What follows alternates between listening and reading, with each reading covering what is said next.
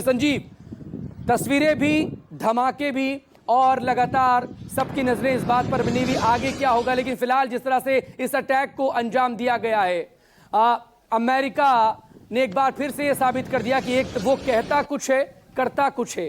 Donald Trump भी कह रहे थे कि मुझे खुद नहीं पता मैं क्या करने जा रहा हूं।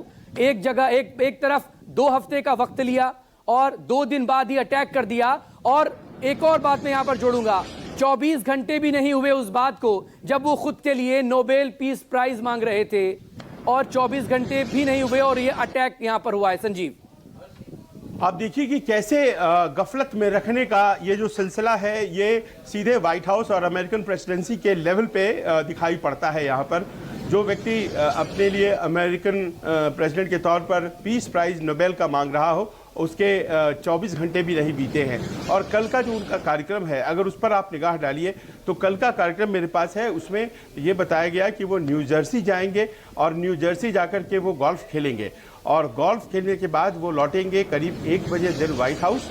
अमूमन होता ये है कि राष्ट्रपति ट्रंप जब निकलते हैं फ्राइडे को तो वो लौटते हैं फिर रविवार की रात में, और ऐसे में वो वीकेंड्स हमेशा बाहर मनाते हैं व्हाइट हाउस से। लेकिन कल का दिन था, वो शनिवार को ही वापस आ गए न्यू जर्सी, जो कि आप जानते हैं वॉशिंगटन के पास का ही शहर है, वहाँ से वो वापस चले आए। और फिर ये कार्यक्रम सामने आया कि शाम 6 बजे उनकी मुलाकात सिक्योरिटी रूम में वहाँ के जो सिक्योरिटी टीम है उनकी, उसके साथ होने वाली है। उसे सिचुएशन रूम भी कहा जाता है। और आपको वो तस्वीर याद होगी जिसमें कि ओबामा बैठे हुए हैं और वो ओसामा बिन लादेन पर हमला चल रहा है, तो उस रूम में उनकी बैठक थी और कहा गया कि रविवार को भी एक बैठक है। और देखिए वो समय हमारे यहाँ सुबह 4 से 5 का बीच का रहा होगा। और देखिए वो बैठक दरअसल नहीं थी प्रस्तावित, वो बैठक नहीं थी, वो दरअसल हमले को किया जाना था। और कहीं ना कहीं अमेरिकन प्रेसिडेंट अपनी रूटीन के जरिए हुडविंग कर रहे थे, उन्हें गफलत में रख रहे थे, जो ईरानियंस है जो वॉच कर रहे थे उनकी एक्शन को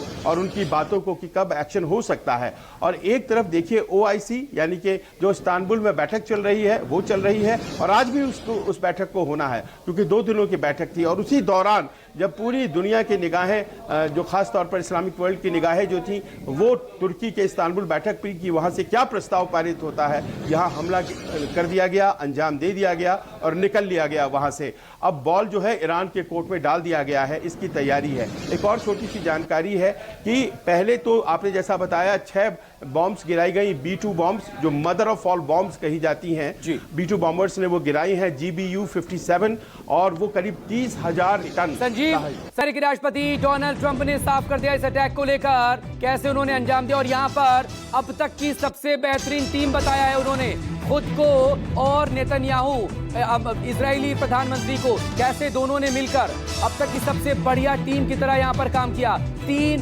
परमाणु साइट जो हैं, 3 न्यूक्लियर साइट लगातार निशाने पर थी, उसका जिक्र एक बार फिर से अमेरिकी राष्ट्रपति डोनाल्ड ट्रंप की तरफ से किया गया। मेरे दोस्त नेतन्याहू को बधाई, अब भविष्य में ऐसे एक्शन की जरूरत नहीं पड़ेगी। ये बात ध्यान रखिए, अब भविष्य में ऐसे एक्शन की जरूरत नहीं पड़ेगी, ये अमेरिकी राष्ट्रपति डोनाल्ड ट्रंप ने कहा है।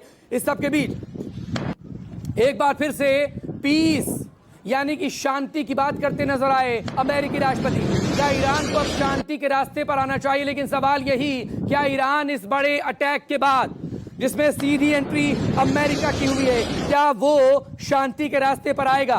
अब तक के जिस तरह के सिंबॉलिक अटैक्स ईरान कर रहा था इजराइल पर, क्या ये अटैक्स उसी तरह से सीमित रहेंगे या फिर फोर्सफुली अटैक होंगे? फोर्सफुली अटैक न सिर्फ इजराइल पर बल्कि तमाम मिडिल ईस्ट में मौजूद उन तमाम अमेरिकी बेसिस पर जो इस वक्त बहरीन से लेकर जॉर्डन और इराक से लेकर कुवैत, कतर, सऊदी अरब और UAE में इस वक्त मौजूद हैं।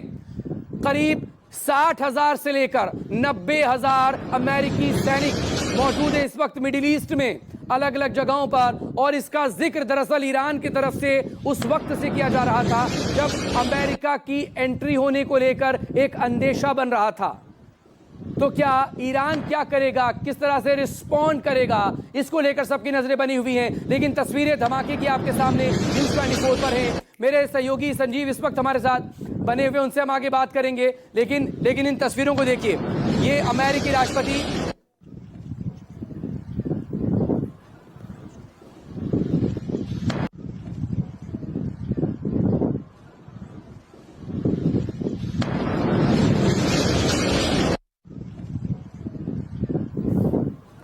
और देखिए अमेरिकी राष्ट्रपति डोनाल्ड ट्रंप को आप देख रहे थे व्हाइट हाउस में अब से कुछ ही देर पहले डोनाल्ड ट्रंप ने यहां पर संबोधित किया है। जेडी वैंस अमेरिकी वाइस प्रेसिडेंट उनके साथ में खड़े नजर आए, मार्को रूबियो भी नजर आ रहे हैं। और ये जो इस वक्त तस्वीरें आपके सामने, बड़ी breaking big war breaking news 24 पर, वॉर ब्रेकिंग न्यूज 24 पर इस वक्त आपके सामने, ये दरअसल अमेरिकी राष्ट्रपति डोनाल्ड ट्रंप को आप देखिए। अमेरिकी राष्ट्रपति डोनाल्ड ट्रंप ने कहा है भविष्य में ऐसे एक्शन की जरूरत नहीं पड़ेगी, अब ये शांति का समय है, अब ये शांति का समय है, अब ये शांति का समय। क्या कहा है डोनाल्ड ट्रंप ने, एक बार फिर से सुनिए डोनाल्ड ट्रंप क्या कह रहे हैं ईरान पर, ईरान की 3 न्यूक्लियर साइट पर, जिसमें फोर्दो है, नतांज है, इस्फहान है, उस पर B-2 बॉम्बर्स के जरिए अटैक होने के बाद अमेरिकी राष्ट्रपति डोनाल्ड ट्रंप ने क्या कहा। अमेरिकी राष्ट्रपति डोनाल्ड ट्रंप को आप सुन रहे थे, नेतन्याहू के साथ अब तक का बेस्ट काम इस टीम ने किया है, ये वो कहते नजर आए। और ये भी उन्होंने कहा कि मैंने कोशिश की युद्ध ना हो, लेकिन करना पड़ा, ईरान अब नहीं माना तो इसके परिणाम और ज्यादा भयावह होंगे और ज्यादा डेंजर होंगे ईरान के लिए। मैंने कोशिश की युद्ध में नहीं जाने की, लेकिन ईरान अब भी नहीं माना तो इसके परिणाम भयावह होंगे। मेरे सहयोगी संजीव त्रिवेदी लगातार इस वक्त हमारे साथ बने हुए। संजीव, अमेरिकी राष्ट्रपति डोनाल्ड ट्रंप कह रहे हैं, शांति की बात कर रहे हैं, और अभी भी इस पूरे अटैक के बाद अभी भी ईरान को सख्त लहजे में वो चेतावनी दे रहे हैं, धमकी दे रहे हैं, परिणाम और ज्यादा भयावह होंगे। इससे ज्यादा भयावह और क्या हो सकता है ईरान के लिए?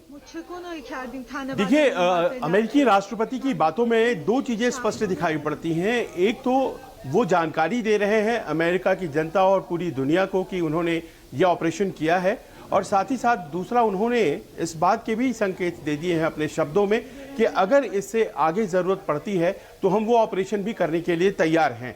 और बहुत मैटर ऑफ मिनट्स उन्होंने कहा, ऐसे हमारे लक्ष्य पर लोग हैं, हम निशाने पर लोगों को रखते हैं और इंस्टॉलेशंस को रखते हैं, अगर ज़रूरत पड़ेगी तो हम वो भी करेंगे।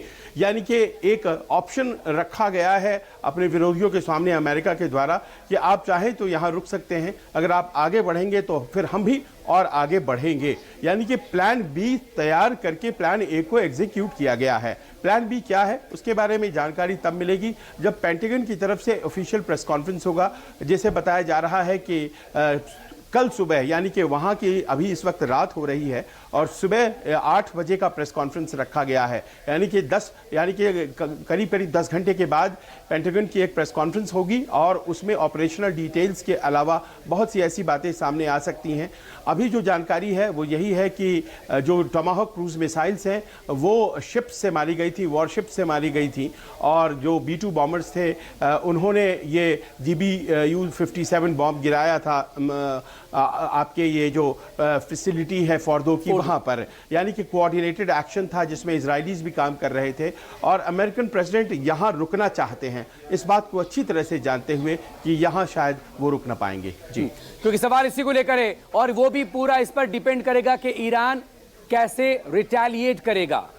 अभी तक जिस तरह से इजराइल पर 13 तारीख के बाद से वो सिर्फ इजराइल को निशाना बना रहा है, उस पर अटैक कर रहा है अलग अलग जगहों पर, इस अटैक्स को वो और बढ़ाएगा और ज्यादा बड़े लेवल पर जाएगा, या फिर जैसा कि कहा गया था ईरान की तरफ से एक चेतावनी के तौर पर कि वो अमेरिकी जो बेसिस हैं 8 अलग अलग जगहों पर, उन्हें भी वो अटैक पर रखेगा या उसके निशाने पड़ेगा। लेकिन इस सब के बीच एक इंपॉर्टेंट अपडेट यहां पर आ रही है संजीव, कि जो ईरान की अपनी परमाणु एजेंसी अथॉरिटी है उसकी तरफ से कुछ देर बाद एक ब्रीफिंग दी जा सकती है या फिर बयान आ सकता है कि इन तीनों जगहों को लेकर जो अमेरिका ने अटैक किए कितना और किस लेवल का नुकसान यहां पर हुआ है। संजीव जी हाँ, देखिए ये असेसमेंट लाजमी है, और 2-3 बातें यहाँ पर और भी इम्पोर्टेंट हैं।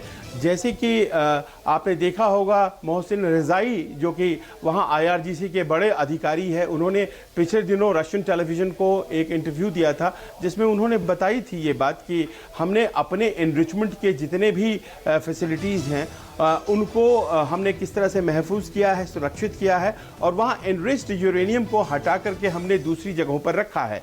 और यहाँ पर यह भी बताना बहुत ज़रूरी है कि मात्र 3 उनके पास ऐसा नहीं है कि परमाणु संयंत्र हैं, हैं कि बस फोर्दो में और नतांज में और इस्फहान में ही वहाँ पर परमाणु संयंत्र चल रहे हैं। ईरान में ऐसा नहीं है, और भी जगह है। ये ज़रूर है कि फोर्दो का सबसे मुख्य आप कह सकते हैं कि ये अपने आप में न्यूक्लियर संयंत्र था ईरान का, लेकिन और भी जगहों पर है, करीब करीब 8 जगहों पर हैं। तो ईरान के बयान का अब इंतजार होगा कि इस हमले से उसे कितना नुकसान हुआ है और उसका जो न्यूक्लियर प्रोग्राम है क्या वो रुक गया है, क्या वो कुछ समय के लिए टल गया है या पूरी तरह से खत्म हो गया है।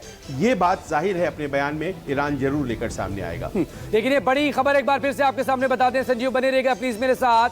जो बड़ी खबर है वो ईरान की 3 न्यूक्लियर साइट पर अमेरिकी अटैक से जुड़ी हुई है। B-2 बॉम्बर्स ने बीती रात उड़ान भरी थी, जिसको लेकर संजीव और हम लगातार बात भी कर रहे थे। लेकिन सुबह होने से पहले ये खबर आई कि जो गुआम के लिए निकले थे B-2 बॉम्बर्स, उन्होंने GBU-57 6 बॉम्ब गिरा दिए। फोर्डो पर 6 बॉम्ब गिरा दिए। नतांज और इस्फहान पर टॉमहॉक मिसाइल के जरिए 30 मिसाइल्स दागी गई हैं।